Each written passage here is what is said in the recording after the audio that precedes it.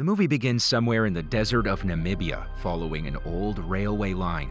The Queen and her family are enjoying a leisurely train ride through vast golden sands. Their train carriage holds an exquisite crown, leading the Queen to instruct her security to draw the curtains. They assure her that they're in the middle of the desert with no one in sight. However, the Queen insists on keeping the crown hidden from view, even from above the sky. This is where we meet Mr. A, who makes a grand entrance by skydiving above the desert. His drop zone, the train carrying the Queen and her crown. Meanwhile, the Queen plays a game of hide and seek with her grandchildren. Her security personnel allow her to enter the main carriage where the magnificent tiara is kept. To their surprise, the Queen tries to re-enter the carriage soon after, still playing the game. It's then that the guards realize that the person they initially let in was actually someone else disguised as the Queen. They quickly rush into the carriage, only to discover the crown replaced with the initial A. In the meantime, Mr. A sheds his disguise above the train and prepares to flee. The guards suddenly confront him, but he effortlessly dodges every one of their bullets. Mr. A uses his exceptional combat skills to fend them off until the last guard hooks him to the train with an arrow. With his advanced gear, Mr. A leaps from the train and uses the hook to glide through the sand. The guard fires at him, but he dodges the bullets and surprises his assailant by getting back on the train. Mr. A then overpowers him and kicks him from the railway before making a dramatic getaway. The scene then shifts to a group of local drug dealers waiting for their fresh supply. Here we meet Ali, who arrives with a briefcase full of drugs. His nervous attitude initially raises suspicions among the dealers, but they ultimately let him leave. However, as Ali is about to leave, he accidentally drops his ID card. One dealer checks out the ID, while another discovers a transmitter hidden in their drug shipment. This exposes Ali's cover, and the dealers discover his true identity as an undercover police officer. He's threatened at gunpoint until a sudden arrival interrupts their standoff. Here we meet Ali's superior, Officer J, who swiftly arrives and arrests the drug dealers. Afterward, we're introduced to Officer Sonali, who also happens to be Jay's former classmate. She's assigned to investigate Mr. A's case and presents her detailed findings during a briefing. Sonali reveals Mr. A to be a highly intelligent thief known for stealing rare artifacts from various corners of the world. His notable robberies include the latest jewel from London, a priceless painting from Paris, and a necklace from Istanbul. Sonali explains that Mr. A is not only a master thief, but also a skilled artist who crafts his disguises before each heist. She also highlights his habit of leaving a distinctive mark of the initial A at the scene of every theft. Upon hearing this, Officer J identifies the pattern of Mr. A's robberies and briefs his team accordingly. J is now armed with detailed information and a capable team, and he's determined to capture the mysterious thief at any cost.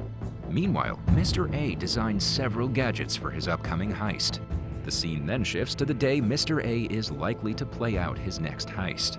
Jay speculates that the thief will possibly target one of two museums holding priceless diamonds and ancient necklaces.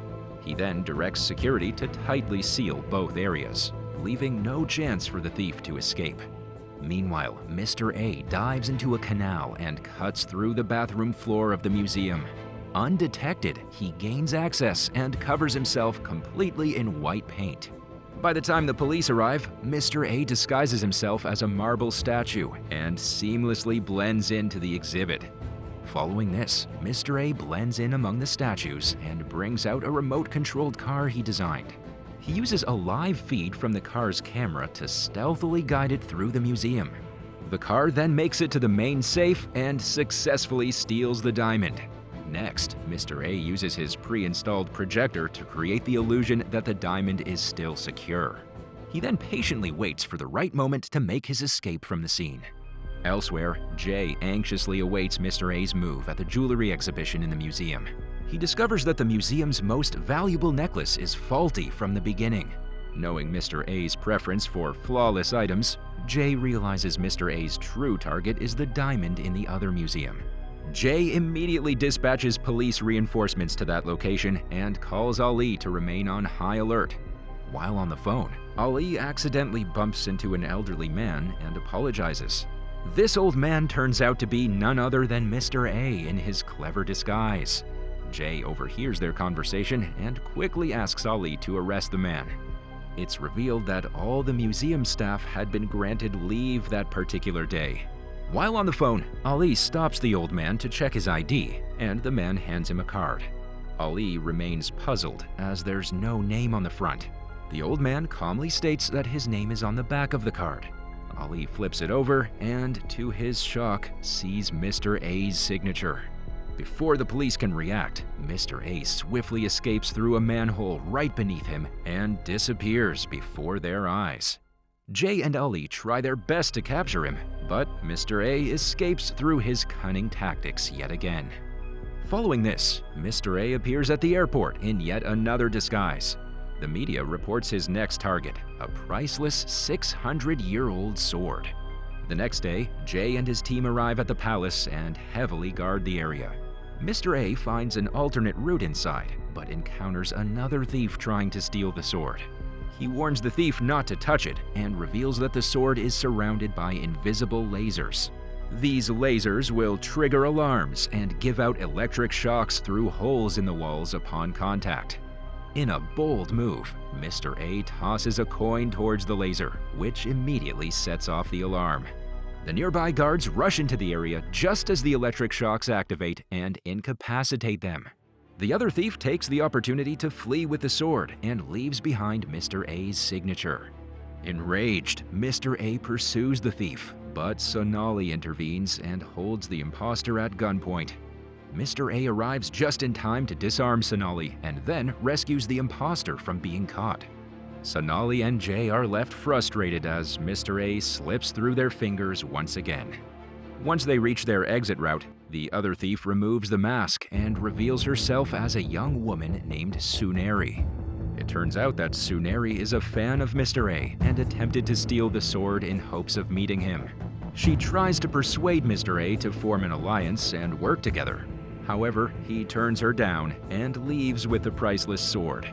After their meeting, Mr. A begins to observe Suneri closely and approaches her in disguise. He gets impressed by her determination and finally agrees to take her on as his partner. A few days later, Suneri arrives at a movie theater to meet Jay. It's revealed that Suneri has been working undercover for the police from the beginning. She was caught during a robbery, but Jay let her go when she promised to help him catch Mr. A. Shortly after, Mr. A arrives at the theater in another disguise to meet Suneri. He provides her with a passport and tickets for a trip to Rio, where they will carry out their next heist. Jay, hiding in the shadows, overhears their entire conversation, while Mr. A remains unaware of his presence. Following this, Mr. A and Suneri arrive in Rio, where Jay and Ali also end up according to the plan. It's revealed that the police officers will be staying with Sonali's twin sister, Monali, who lives there. Meanwhile, Mr. A begins to trust Suneri, and she reciprocates his trust. He finally meets her without any disguise and reveals his name, Aryan. He then asks Suneri if she trusts him, and she wholeheartedly confirms that she does. Shockingly, Aryan challenges her to jump off a cliff, and she agrees without hesitation. He follows her with a cable attached to himself for their safety. It turns out that this was just a test of Suneri's trustworthiness, and she earns even more of Aryan's trust through her willingness to take the leap. The next day, Aryan goes for a walk in disguise and unexpectedly runs into Jay. Although they're strangers, they eventually strike up a conversation upon discovering they're both Indian. Both men fabricate stories about themselves. Jay pretends to be a writer, while Aryan claims he collects coins for a living. Just then, Suneri calls Aryan and informs him she'll be away for a few hours. She then reaches out to Jay and arranges to meet at their location. Suneri later reveals to Jay that she's gained enough of Aryan's trust to see his true identity. Jay reminds her that he's relying on her, and she assures him that she will help him catch Aryan. Later, Aryan takes Suneri to a museum to finalize their next plan. He then reveals their target for the upcoming heist. a collection of ancient coins worth approximately 150 crores. After sorting out their strategy, Sunehari heads off to a party where she discreetly meets Jay. She then discloses the details of Arian's upcoming plan. Jay then gives her a device with which she can alert the police when activated and instructs her to use it once they're inside the museum. Little do they know, Arian is observing them at the same event, though completely disguised. It becomes clear to Arian that Sunehari and Jay have been working together all along. He feels deeply disappointed after discovering the truth, as he genuinely had feelings for Sunehari. The next evening, Sunehari appears visibly anxious whenever she's around Arian. He suddenly asks her how she would feel if he were to die the next day. Arian then confesses to feeling nervous about their upcoming robbery, a feeling he has never experienced before. His words are somewhat vague, leaving Sunehari with a sense that he knows more than he's letting on. Following this, Arian and Sunehari head out to a party where Jay is also present. Arian appears without his usual disguise and eventually meets Jay face to face. They finally acknowledge each other's true identities, Arian as Mr. A and Jay as the police officer pursuing him. However, Jay doesn't immediately arrest Arian, as he plans to wait and capture him in the act instead. The next morning, Arian confronts Sunehari and demands that she confess the truth. She admits to collaborating with Jay, but pleads with Arian to trust her. In response, he challenges her to a risky game of Russian roulette. Sunehari nervously agrees, determined to regain his trust. They take turns pulling the trigger on each other until only one bullet remains. The gun ends up in Sunehari's hands, leaving Arian to face the final moment of truth. She tearfully confesses that she deceived him and accepts that she deserves punishment. Sunehari then confesses her love for him and quickly pulls the trigger on herself. In a shocking twist, the revolver clicks empty. Arian had never loaded it with a bullet in the first place. Arian realizes her sincerity, and they share a passionate kiss. Following this, Ali and Jay guard a collection of coins at the museum. Arian and Sunehari cleverly infiltrate the crowd in disguise as dwarves. Arian then releases spiders among the children in the museum. The chaos and panic allows them to steal the coins without detection. Immediately after, Jay hurries to the apartment where Arian had been staying, only to find it empty. He then receives a call from Sunehari, who reveals that she has chosen to stand by Arian. The police quickly launch a search operation to arrest them. Soon after, Ali and Jay spot the cunning thieves fleeing on a motorcycle. A high-speed chase ensues, leading Arian and Sunehari splitting up to avoiding being captured. Jay eventually catches up to Arian, who refuses to surrender in spite of a fierce struggle. In the midst of their confrontation, Ali arrives on the scene, aiming his gun at Sunehari. Arian finds himself in a desperate situation, torn between avoiding arrest and the safety of Sunehari, whom he loves.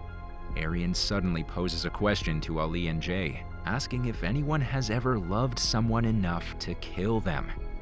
His words confuse Ali and Jay, but Sunehari understands his cue immediately. She unexpectedly opens fire on Arian, causing him to fall from the cliff to his death. Jay then decides to spare Sunehari from imprisonment.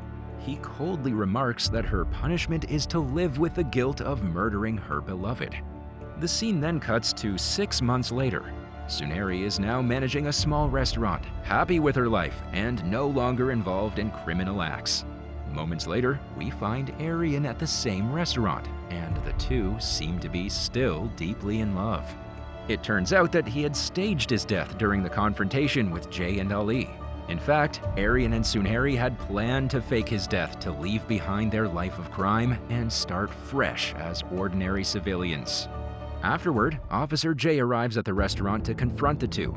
He likely knew Arian was alive, but allowed him to disappear just to arrest him later as a surprise. Arian then explains that he has genuinely changed his ways and is dedicated to living a peaceful life with Sunehari. He willingly hands over all evidence that could incriminate him to Jay. Upon hearing this, Jay is left impressed by Arian's transformation and honesty. He decides not to arrest him and gives them the chance to embrace their new life away from crime. Jay accepts the evidence and offers his blessings for their happiness and future. The movie comes to an end as Jay leaves the restaurant, content that Arian and Suneri are finally free from the shadows of their past.